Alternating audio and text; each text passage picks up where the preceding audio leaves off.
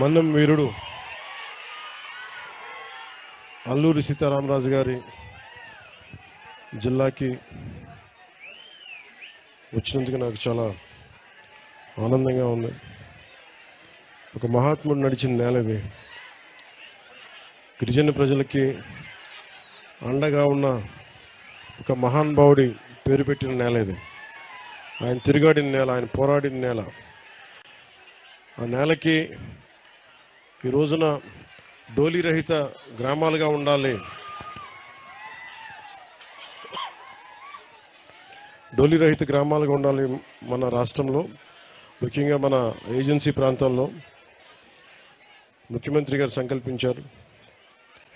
2017లో కూడా పోరాట యాత్రప్పుడు నేను తిరుగుతా పాడేరు, అరకు ప్రాంతంలో, ఆంధ్ర ఒరిస్సా బార్డర్లో ఈ పర్యటన చేస్తా ముఖ్యంగా గిరిజన ప్రజల కష్టాలను అర్థం చేసుకున్నవాడిని. ఆ రోజున గిరిజనుల ప్రజలకి నేను ఒకటే మాట ఇచ్చాను. అందరూ వచ్చి మా ఊర్లోకి రా, మా తాండాలోకి రా అంటే నేను ఒకటే చెప్పాను, నేను వచ్చి ఏం చేయలేను, నాకు అధికారం లేదు అంటే, నీకు అధికారం ఉన్నా లేకపోయినా పర్లేదు, నీ మనసులో పడితే ఏదో ఒక రోజు చేస్తామా కానీ నన్ను ఆ రోజు తీసుకుపోయారు. ఈ రోజున మీ అందరి ఆశీస్సులు,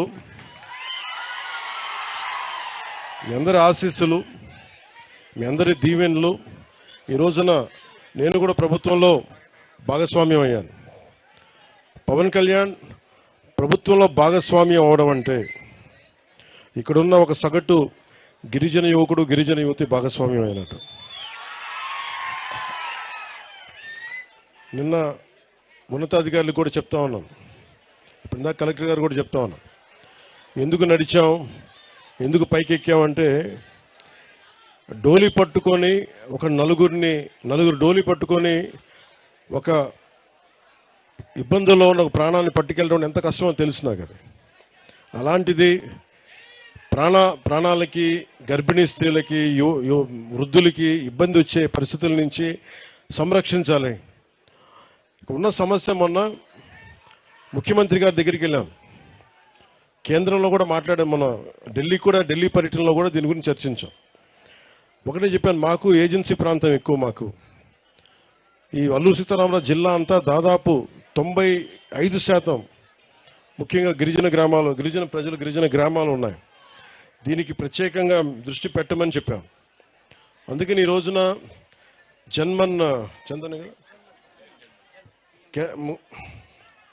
ప్రధానమంత్రి గారి పథకం, ప్రత్యేక కేంద్ర ప్రభుత్వం పథకం పిఎం జన్మన్ అని, ప్రధానమంత్రి జనజాతి ఆదివాసీ న్యాయ మహా అభియాన్ అని.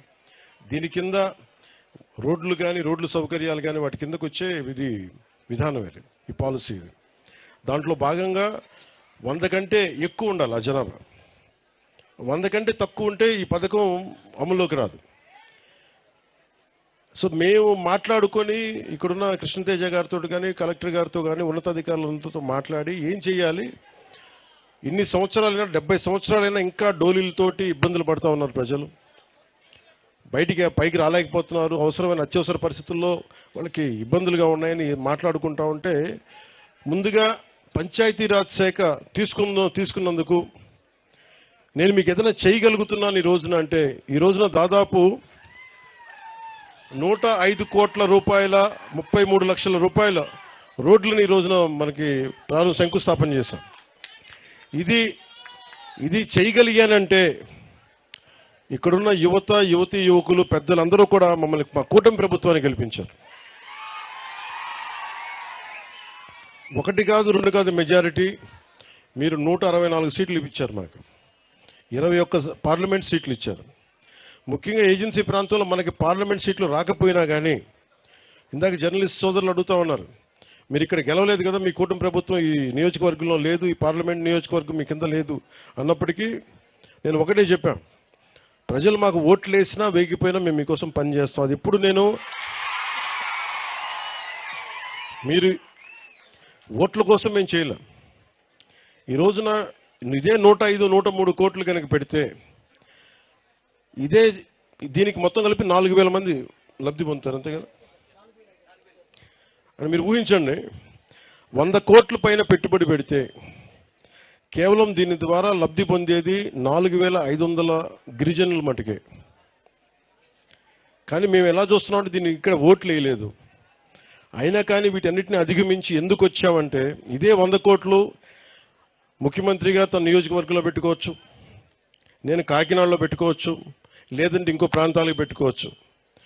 కానీ మీరు ఓట్లు వేసినా వేయకపోయినా ఎందుకు వచ్చాం ఇక్కడికంటే, మీ కష్టాల్లో మేము పాలు పంచుకుంటున్నాం, భాగస్వామ్యం తీసుకుంటున్నాం.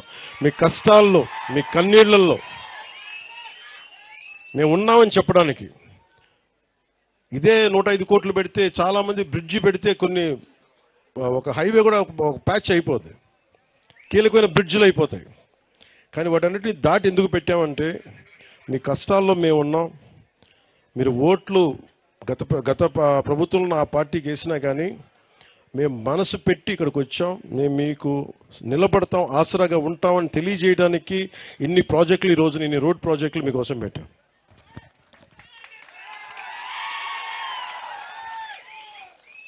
ఈరోజు ఇప్పుడు మనం 19 పనులు ప్రారంభించాం, 98.85 కిలోమీటర్లు. దీంట్లో 105 కోట్ల 33 లక్షలు మనం జాతీయ ఉపాధి హామీ పథకం, దాంట్లో జాతీయ ఉపాధి హామీ పథకం నుంచి 72 కోట్ల 20 లక్షలు, 33 కోట్ల 13 లక్షలేమో పంచాయతీరాజ్ మనకి ఇంజనీరింగ్ శాఖ నుంచి.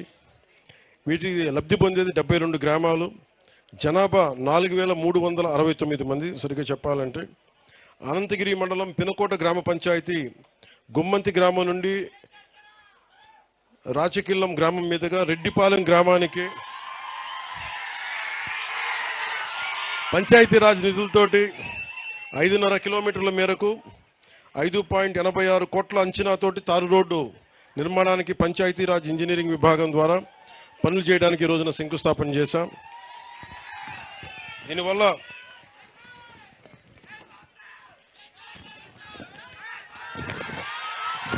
రెండు 249 మంది లబ్ధి పొందుతారు.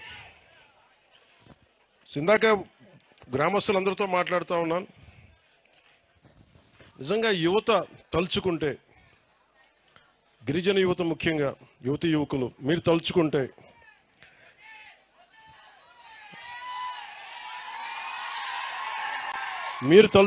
మార్పు వస్తుంది. గత ఎన్నికల్లో 6 నెలల క్రితం యువత ఒక బలంగా ఒక మాట అనుకున్నారు, మార్పు రావాలి అని. మీరు మార్పు వచ్చింది, మీకు రోడ్లు పడ్డాయి. మార్పు వచ్చింది, పంచాయతీ సర్పంచులకి విలువ లేని పరిస్థితుల్లో పంచాయతీ సర్పంచులు భుజాలు తలగరేసి మేము సర్పంచులను చెప్పుకునే స్థాయికి మేము పెట్టాం.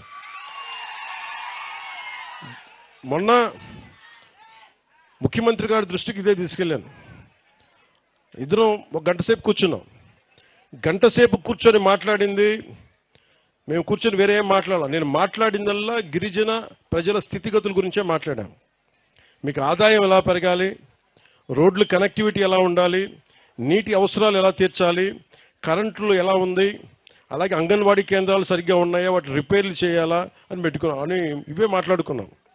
మాట్లాడుకొని ప్రధానమంత్రి గారు వచ్చాక ఇలాంటి ఇలాంటి పాలసీల కింద ఇంతకుముందు 250 ఉంటే కానీ రోడ్లు పడేవి కావు.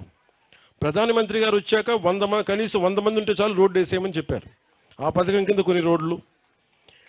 ఇది మన నరేంద్ర మోదీ గారికి మన కృతజ్ఞతలు చెప్పుకోవాలి. ఆయన సంకల్పం, అది ఆయన మహాసంకల్పం. అలాగే ముఖ్యమంత్రి గారి దృష్టికి తీసుకెళ్లారు. సార్ కనీసం ఇన్ని గ్రామాలు ఉన్నాయి, 4,612 పంచాయతీలు ఉన్నాయి, దాదాపు 2,000 పైచిలుకు గ్రామాలు ఉన్నాయి. వీటికి మనం ఏం చేయగలం అంటే బడ్జెట్ ఎంత అని అడిగారు. ఆ రోజున మనం కలెక్టర్స్ కాన్ఫరెన్స్ లో కలెక్టర్ గారు కూడా ఆ రోజు ఉన్నారు. అడిగినప్పుడు ఒకటే చెప్పారు, కనీసం 2,869 కోట్ల రూపాయలు ఖర్చు అవుద్ది ఈ గ్రామాలన్నీ కలపడానికి. కానీ లబ్ధి చేకూరేది మరి చాలా తక్కువ మందికి. ప్రజలు చిక్కగా ఒక చోట ఉండరు కాబట్టి. అయినా కానీ ఆయన ఏం చెప్పారంటే, కనీసం మనం ముందు వీటితో ప్రారంభిద్దాం, తర్వాత ఒక్కొక్క విడతగా ఒక్కొక్క సంవత్సరానికి 350 కోట్ల చొప్పున దీనికి పెట్టుబడి పెడదాం. అలాగే మిగతా డబ్బు కేంద్ర ప్రభుత్వం, నరేంద్ర మోదీ గారి నాయకత్వంలో కేంద్ర ప్రభుత్వం మనకి వచ్చే పథకాల నుంచి ఆ డబ్బుని ఇక్కడే ఖర్చు పెట్టిపోతున్నాం. సో మేము దీనికి ఎందుకు చెప్తున్నానంటే, 70 సంవత్సరాల ఈ పాలనలో గిరిజన గ్రామాలని మిమ్మల్ని వదిలేశారు. ఇది గిరిజన ప్రాంతాలని ఉన్నాయా అంటే అభివృద్ధి చేశారంటే చేయలేదు, చేయలేదని చెప్పట్లా, ఉంది. దీనికి పార్టీలు కొన్ని పెడితే దీనికి బాగా పనిచేసిన అధికారులు కొంతమంది ఉన్నారు. ముఖ్యంగా ITDA, integrated tribal development authority, ఆ ఏజెన్సీని ప్రమోట్ చేసిన వ్యక్తి శంకరన్ గారు. ఈ రోజున ఐటీడీఏ గుర్తుపెట్టుకోవాల్సింది శంకరన్ గారి పేరు. ఐఏఎస్, ఆయన్ని నిరంతరం గుర్తుపెట్టుకోవాలి. మహానుభావుడు. అంటే ఒక అధికారికి ఒక నిజమైన ఒక రాజకీయ నాయకుడు కనుక అండ ఉంటే శంకరన్ గారు చేసి చూపించారు. ముఖ్యంగా గిరిజన ప్రాంతాల్లో అందరూ చెప్తా ఉంటాయా, మేము రాజకీయ నాయకులు ఎంత నమ్ముతామో తెలియదు కానీ మా ఐటీడీఏ వాళ్ళని నమ్ముతాం, అంత బలంగా నమ్ముతాం అని చెప్తారు. సో నేను మీ నమ్మకం గెలుచుకోవడానికి వచ్చాను ఈ రోజున. కాకపోతే ఏదైతే ఈరోజు రోడ్డు వేసి ఇట్లా కాదు, ఈ 5 సంవత్సరాలు పనిచేస్తాం. పనిచేసిన తర్వాత మీరు ప్రోగ్రెస్ రిపోర్ట్ ఇవ్వండి, మీరు బాగా చేశారు, సంతోషం, మీకు అండగా ఉంటాం వచ్చే ఎన్నికలకి చెప్పండి. ఎందుకంటే ఇంకొకటి, యువత ఇక్కడ మాట్లాడుతూ ఉంటే గంజాయి ఎలా ఉందో, నిన్న మాట్లాడుతూ ఉంటే సాలూరు వైపు వెళ్తే ఇస్తారు. మా ఇంట్లో వాళ్ళు నా కోసం ఎంత తపన పడతారో తెలియదు కానీ మీరు పడే తప్ప నా కన్నీళ్ళు తెప్పిస్తున్నారు. నిన్న ఇలాగే మనం కూర్చొని అన్న ఐ లవ్ యూ అంటుంటే నేను ఐ లవ్ యూ టూ అని చెప్పాను.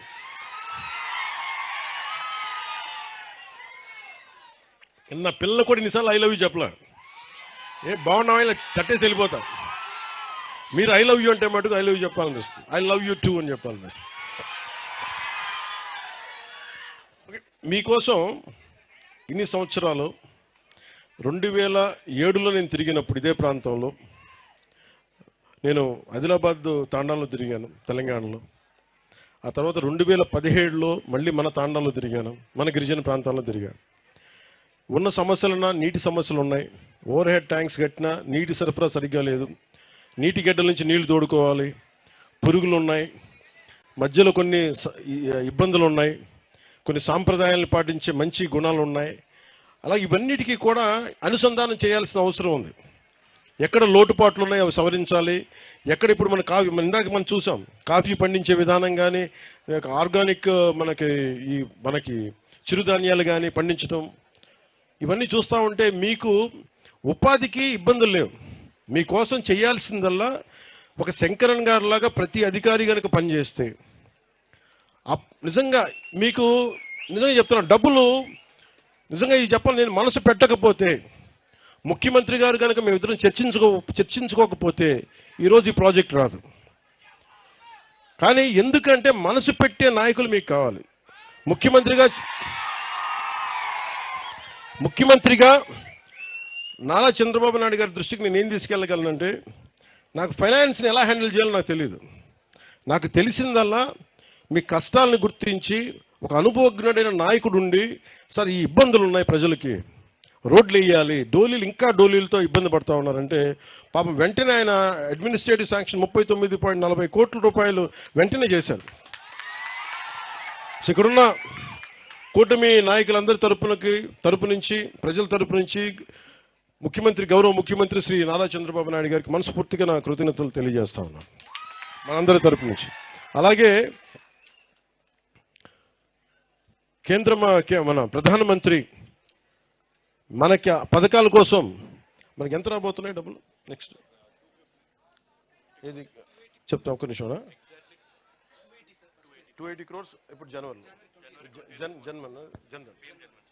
పిఎం మన రోడ్ల కోసం మళ్ళీ జనవరిలో 250 కోట్ల రూపాయలు ప్రధానమంత్రి గారు దీనికి మంజూరు చేయబోతాం. సో ఇవన్నీ మేము చేయగలుగుతున్నామంటే, నేను దశాబ్దం కష్టపడ్డాను, నేను తిరిగాను, తిప్పలు పడ్డా, తిట్లు తిన్నా, కుటుంబాలను బెదిరించారు, ఆడపిల్లల్ని బెదిరించారు, ఇంట్లో ఆడపిల్లల్ని, భార్యని బెదిరించారు, తిట్టారు. ఇవన్నీ ఎందుకు పడ్డామంటే, ఒక డోలీ మోత మోగే ఒక గ్రామానికి రోడ్డు వేయగలిగితే సంతోషం. ఇన్ని తిట్లు పడ్డాగా నాకు ఎందుకు ఆనందం ఉందంటే, బాధ్యత తీసుకున్నట్టుగా తిట్లు పడతాయి. సో బాధ్యత ఇన్ని 5 కోట్ల మంది ప్రజల బాధ్యత తీసుకొని ఈరోజు తిట్లు తింటూ కూడా మీకోసం ఉన్నామంటే మీ జీవన స్థితిగతుల్లో మార్పు రావాలి. దానికోసం మేము త్రికరణ శుద్ధిగా పనిచేస్తాం అని తెలియజేయడం.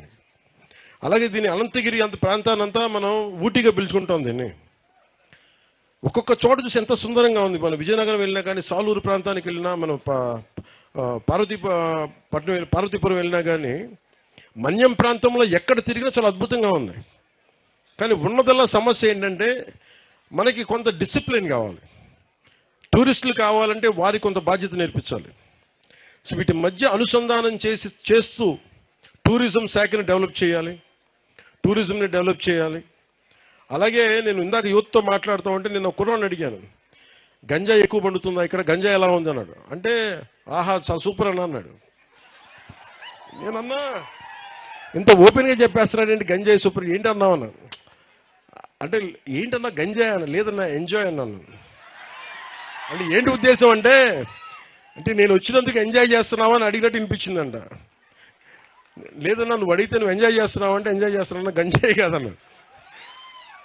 2017లో నేను తిరుగుతున్నప్పుడు యువతని చాలా మందిని మాట్లాడాను.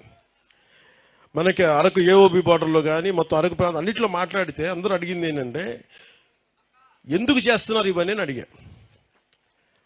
అన్న మాకు డబ్బులు సంపాదించిన వేరే మార్గాలు ఏమన్నా చెప్పన్నా మాకు. ఇది ఒక సామాజిక సమస్యగా చూడాలి. ఇప్పుడు మనం గ్రామ దేవతలకి మన నైవేద్యం పెడతాం. అదే పట్టణాల్లోనూ మైదాన ప్రాంతాల్లో ఏం చేస్తారు, గుడి ఉంటే పులిహోర చేసో చక్కెర పొంగల్ చేసో పెడతారు.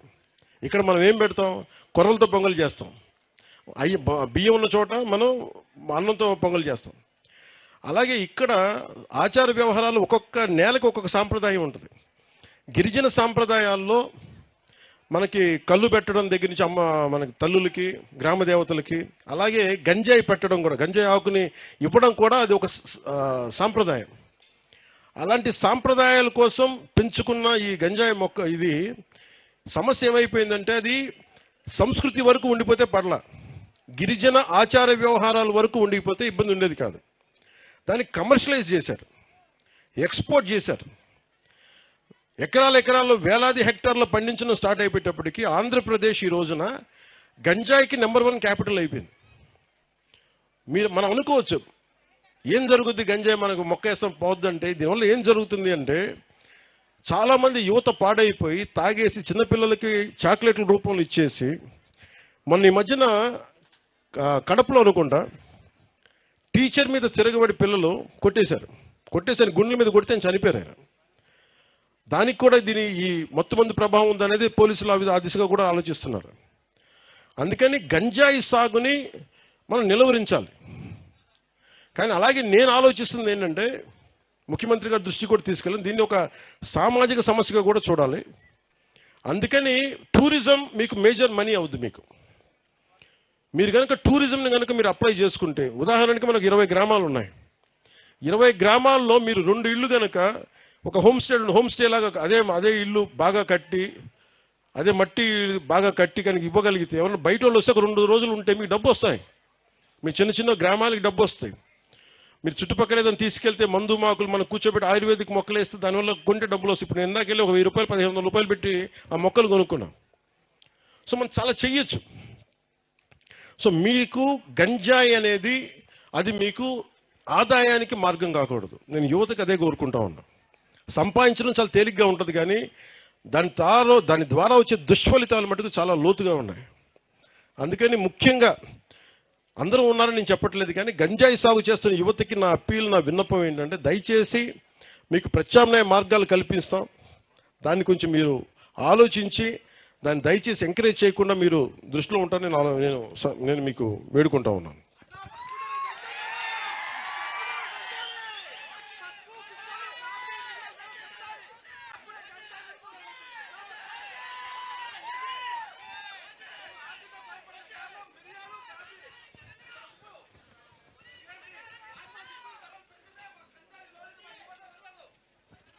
ఒక్క నిమిషం చెప్పండి, మళ్ళీ చెప్పండి.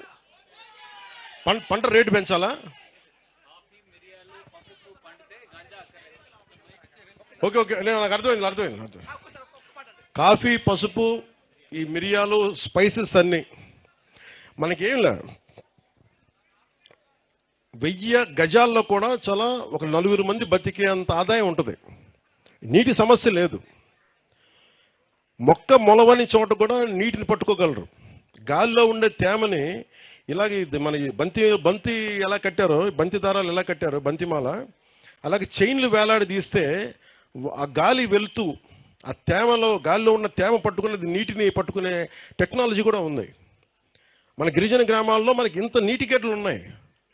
నీటికి ఇబ్బంది పడతా ఉంటే నిజంగా దీనికి కావాల్సింది ఏంటంటే మీకోసం త్రికరణ శుద్ధిగా పనిచేసే వ్యక్తులు కావాలి మీకు. మనకి ముఖ్యమంత్రి గారు ఉన్నారు, నేను పని చేయడానికి నేనున్నాను మీ దగ్గర. మీ కష్టాలు నిన్న విజయనగరంలో కూడా చెప్పాను. నేను ప్రతి 2 నెలలకి 15 రోజులు మన మన్యం ప్రాంతంలోనే తిరిగి మీకు సాధక బాధలు అన్నీ తెలుసుకొని, ఎందుకంటే మీరు గంజాయిని మీరు వదిలే వరకు నేను మిమ్మల్ని వదలను. మీ జీవితాలు, మన ఆడబిడ్డల గిరిజన ఆడబిడ్డల జీవితాలు బాగయ్యే వరకు నేను అప్పుడుగా రిటర్న్ అవ్వను. మీరు సంతోషంగా ఉండాలి. మీరు మన ఎందుకంటే నాకు గిరిజన ఆచార వ్యవహారాల మీద అపారమైన నాకు గౌరవం. నాకు సో మీ అందరికీ నేను మీకోసం పనిచేసే మీ ఇంట్లో వాడు ఒకడు ఉన్నాడు అనుకోండి. ఇక్కడ నేను ఎందుకు నడిచానో కూడా చెప్తా. నేను కలెక్టర్ గారు కూడా అన్నారు, ఎందుకు సార్ కొంచెం మనకి ఎందుకు అంటే, నాకు ఇక్కడ రావడానికి డీజీపీ గారు కూడా సముఖం చూపించలా. మబ్బు పట్టేసింది, ముసురుగా ఉంది, లేదంటే మనకి ఫాగ్ ఉంది, మంచు తెరలు ఉన్నాయి, లోపలికి వెళ్ళాలి, ఎలాంటి ఇబ్బందులు ఉంటాయి, మాకు రైట్గా లేదనేది నాకు ఒత్తిడి పెట్టినా, మీరు కావాలంటే తర్వాత వెళ్దురు కానీ మళ్ళీ అంటే నేను చెప్పాను, ఈ రోజు అనుకున్నా మా వాళ్ళ కోసం నేను ఈ రోజే వెళ్తాను. అంటే ఒక మంచి పని చేయడానికి ముహూర్తాలు ఉండవు. రోడ్డు వేయడం మంచి పని, దాహం తీర్చడం మంచి పని, అంగన్వాడీ బిల్డింగ్స్ కూలిపోతే వాటిని తిరిగి కట్టడం మంచి పని. మంచి పని చేసేవాడికి ఆపద ఉండదు. ఇదే నా నమ్మకం. ఇక నేను పుట్టినప్పటి నుంచి నేను ఎవరికి ద్రోహం చేసిన వ్యక్తిని కాదు. అందరూ బాగుండాలని కోరుకునేవాడిని, రాష్ట్రం బాగుండాలని తపన పడేవాడిని, దేశం బలంగా ఉండాలని కోరుకునేవాడిని. ఆ బలంగా ఉండాలని కోరుకునేవాడిని కాబట్టి రాగానే మన పంచాయతీలకి అప్పుడు దాకా 200-300 ఉండే మన స్వాతంత్ర దినోత్సవకి జరుపుకోవడానికి ఇచ్చే డబ్బులు 100ని 10,000 చేశాం, 250ని 25,000 చేశాం మనం. అంతే కదా. అంటే నేను మనందరి దేశ క్షేమం, సమాజ క్షేమం, మన క్షేమం కోరుకునేవాడిని. సో మీకు కోరుకునేదల్లా మేము ఇక్కడున్న నాయకులందరూ కూడా, వేదికపైన ఆశల నాయకులు కానీ ఉన్నతాధికారులు కానీ అందరం కూడా పనిచేయడానికి సంసిద్ధంగా ఉన్నాం. నాకు మీ నుంచి మిమ్మల్ని కోరుకునేది మీరు కొంచెం సహకరించండి.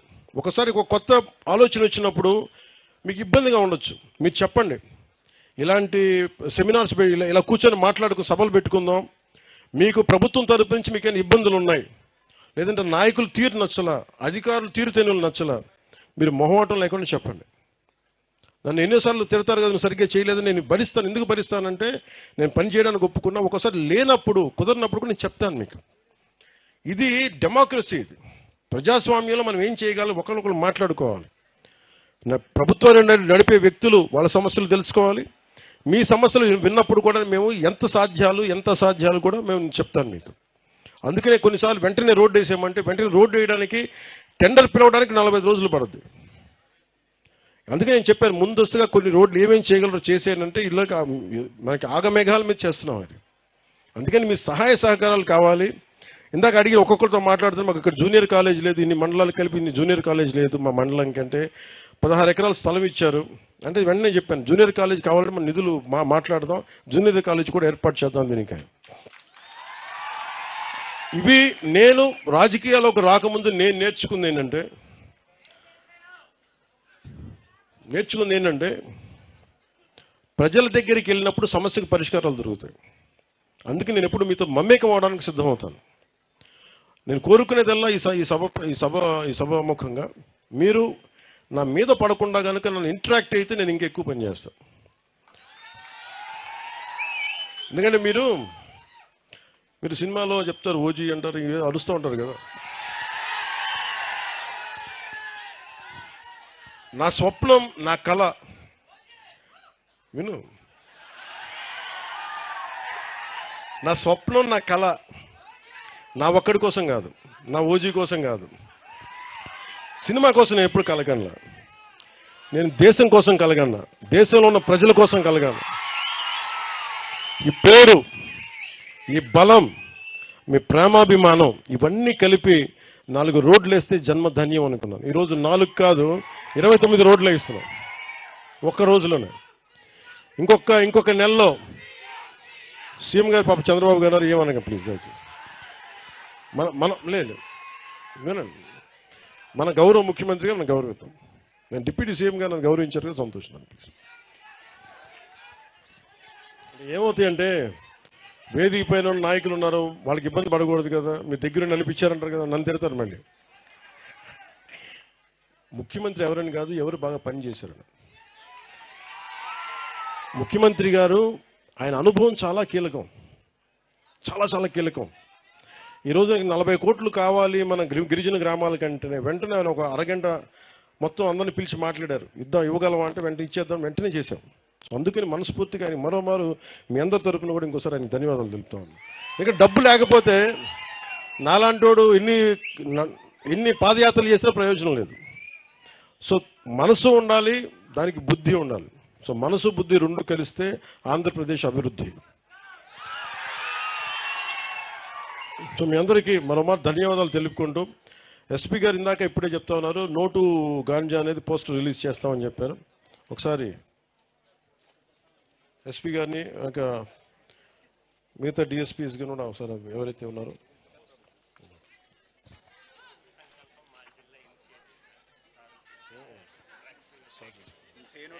క్యాంపెయిన్ చేస్తున్నాం సార్. యాక్చువల్లీ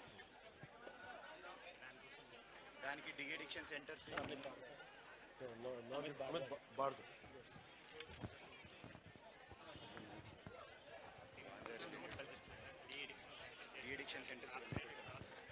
ముందుగా అంటే గాంజా రాష్ట్రం అంతా ఇబ్బంది అయిపోయింది.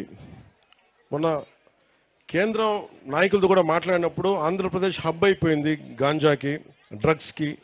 దీనిపై చర్యలు తీసుకోవాలనే క్రమంలో భాగంగా ముఖ్యంగా అల్లూరు సీతారామరాజు జిల్లా నుంచి మన అమిత్ బర్దర్ గారు, ఎస్పీ గారు ఇది ఇనిషియేట్ చేశారు. ఇది యువత గంజాయిని సేవించడానికి బానిసలు అయిపోతే మటుకు జీవితం, ఆరోగ్యం ఎలా దెబ్బతింటుంది, ఎలా కోల్పోతున్నారు, ఏమైపోతుందంటే మనం నేర ప్రవృత్తి పెరిగిపోతుంది. మన మనసులో 100 ఆలోచనలు వస్తే అన్ని ఆలోచనల మీద మనం మాట్లాడడం. అదే కనుక మాదక ద్రవ్యాలు తీసుకుంటే చేసేయచ్చని ఒక బలం వచ్చేస్తాయి. అందుకే ఈ మాదక ద్రవ్యాలు చాలా డేంజరస్. అది కూర్చొని చూడండి, పసిబిడ్డల్ని పాడు చేసేయటం కానీ, చంపేయటం కానీ, పాప ముసలోళ్ళని చంపేయటం కానీ, ఇవన్నీ చాలా ఇబ్బందికరమైన పరిస్థితులు ఉన్నాయి. అందుకని ఇనిషియేటివ్ స్టార్ట్ చేశారు. అలాగే దీంట్లో గంజాయి వల్ల సమాజంపై పెరుగుతున్న దుష్ప్రయోజనాలను తగ్గించడానికి మాదక ద్రవ్యాల వ్యతిరేక అవగాహన కార్యక్రమమైన స్వచ్ఛ సంకల్పం అని అల్లూరు జిల్లా పోలీసులు ప్రారంభించారు. దాంట్లో భాగంగా డ్రోన్ కెమెరాస్ తోటి గంజాయి పంటను గుర్తించి దాన్ని ధ్వంసం చేయడం, గంజాయి సాగుకు బదులుగా ఇందాక మీరు చెప్పినట్టుగా పసుపు, అలాగే ఇలాంటి పంటలన్నీ కూడా కాఫీలు కానీ, అలాగే స్పైసెస్ కానీ ఇవన్నీ పండించే వాటి విత్తనాలను పెంచడం, అలాగే వాటిని సాగు చేయడం, గిరిజన యువత కోసం స్వయం ఉపాధి కోసం స్కిల్ డెవలప్మెంట్ కోర్సులో ట్రైనింగ్లు ఇప్పించడం ద్వారా ఉపాధి కల్పించడం, టూరిజంని డెవలప్ చేయడం, అలాగే పాడేరు జిల్లా ఆసుపత్రిలో డి అడిక్షన్ సెంటర్ను ఏర్పాటు చేసి గంజాయికి బానిసలైన వారికి వైద్యం ఇప్పించడం, అల్లూరు జిల్లా పోలీసులు తరచుగా గ్రామాల్లో పర్యటించి గంజాయి వల్ల కలిగే ఈ దుష్ఫలితాలని ప్రజలందరికీ వివరించి దూరంగా వారందరినీ ఉండేటట్లు సరైన అవగాహన కల్పించడం, ప్రజలందరూ పోలీసు వారు కలిగిస్తున్న ఈ పై వాటిని సద్వినియోగం పరుచుకొని మాదక ద్రవ్యాలకి దూరంగా ఉండి మీ భవిష్యత్తుని బంగారుమయం చేసుకోమని మనస్ఫూర్తిగా కోరుకుంటున్నాను.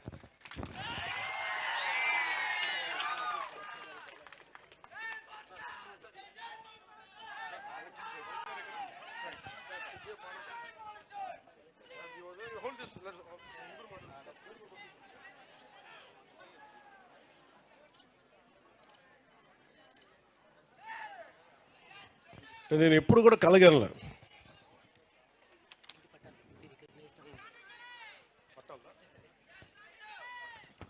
ఇంటి పట్టాల సమస్య కూడా నా దృష్టికి తీసుకొచ్చారు మన మన ప్రజలందరూ. చాలా మంది మన గిరిజన ప్రాంతాలుగా ఎన్నో సంవత్సరాలుగా ఈ కొండల్లో ఉంటున్న వారికి ఇల్లు కట్టుకోవడానికి ఇంటి పట్టాలు మంజూరు చేయమని కోరుతా ఉన్నారు. ఇది ఈ రికగ్నిషన్ ఆఫ్ ఫారెస్ట్ రైట్స్ కింద చట్టం కింద వెంటనే పట్టాలు మంజూరు చేసే దిశగా అత్యంత త్వరలో యుద్ధ ప్రాతిపాదికన మీకు పట్టాలు ఇవ్వడం కోసం జిల్లా కలెక్టర్ గారిని వెంటనే ఒక అదాలత్ని ఒక ఏర్పాటు చేసి మీకు పట్టాలు లభించేలా న్యాయం చేయమని వారిని విజ్ఞప్తి చేస్తా ఉన్నాం.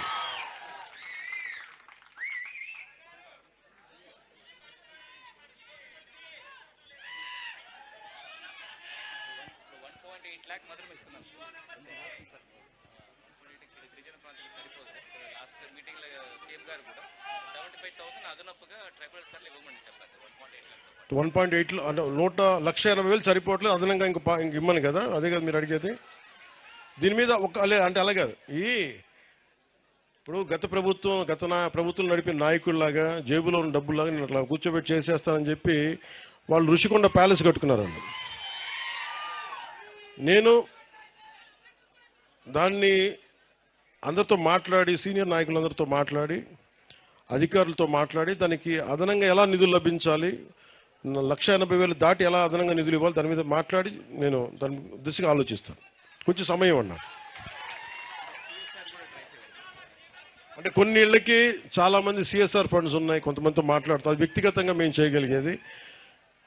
అంటే మేము మనసు పెట్టి పనిచేస్తాం. మీరు కొంచెం పెద్ద మనసుతోటి 1,80,000 ఇంకా బలమైన ఇల్లు కట్టొచ్చు అని టెక్నాలజీస్ ఉన్నాయి, అవి కూడా ఆ దిశగా కూడా ఆలోచిస్తాం. అంటే ఈ మాట చెప్పి నేను ముగిస్తాను సభ. మీరు ముఖ్యంగా ఒక్క నిమిషం, గత ప్రభుత్వం ఏం చేసిందో మీకు తెలుసు. ఒకసారి మీరు అల్లూరు సీతారామరాజుని గుర్తుపెట్టుకుంది నేల. మీ హక్కుల కోసం పోరాడే వాళ్ళని గుర్తుపెట్టుకోండి. కూటమి ప్రభుత్వం 100 మందికి దాటి 250 మంది ఉంటే తప్ప మేము రోడ్డు వెయ్యం అనే పద్ధతి నుంచి నరేంద్ర మోదీ గారు వచ్చాక 100 మంది ఉన్నా చాలు రోడ్డు వేస్తామని చెప్పారు. ఈరోజు రోడ్లు వేస్తా ఉన్నాం. అలాగే 100 మంది లోపున ఉంటే దాని మీద కూడా ఒక ఆలోచిస్తూ ఉన్నారు. అవి నిధులు ఉన్నా లేకపోయినా మీకోసం ఆలోచిస్తూ మేము 20 మంది ఉన్నా, 30 మంది ఉన్నా, 40 మంది ఉన్నా ఈరోజు రోడ్లకి వేయడానికి శ్రీకారం చుట్టాం. అలాగే మీరంతా చేసేది ప్రకృతి వ్యవసాయం. ప్రకృతి వ్యవసాయానికి కావాల్సింది మార్కెటింగ్ కెపాసిటీ కావాలి. 1 సెంటు భూమి కూడా వేస్ట్ అవ్వకుండా మీరు పంటలు పండించగలిగే స్థాయి కనుక వస్తే మీకు గంజాయి వైపు వెళ్లాల్సిన అవసరమే ఉండదు, మీకు బాగుంటాయి. అలాగే ఆరోగ్య ఫెసిలిటీస్ మటుకు చాలా బాగా చేస్తాం.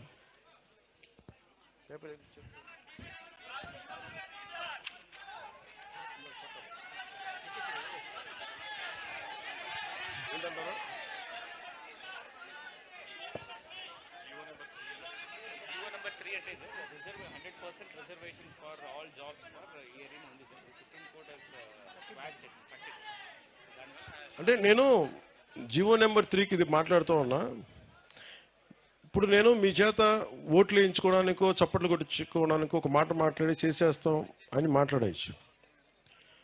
కానీ మనం సుప్రీంకోర్టులో కొన్ని హైకోర్ట్స్లో ఉన్నప్పుడు కొంచెం జాగ్రత్తగా వ్యవహరించాల్సిన పరిస్థితి ఉంది. అన్ని ఉద్యోగాలు మనం ఎవరైనా సరే ఉద్యోగాలు ఎలా వస్తాయి మీరు ఆలోచించండి. స్కిల్ ఉండాలి.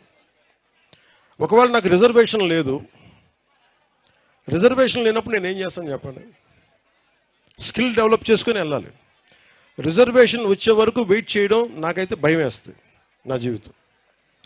సో నేను మీరు చెప్పిన జీవో 3 ఏదైతే ఉందో దాని గురించి ముఖ్యమంత్రి గారి దృష్టికి తీసుకెళ్తాను. ఈ లోపు మీరు ఆర్థికంగా ఇబ్బంది పడకుండా మీకు స్కిల్ డెవలప్మెంట్ చేస్తే మీకు ఫలితాలు వస్తాయి, మీకు ఆర్థికంగా బలోపేతం అవుతారు.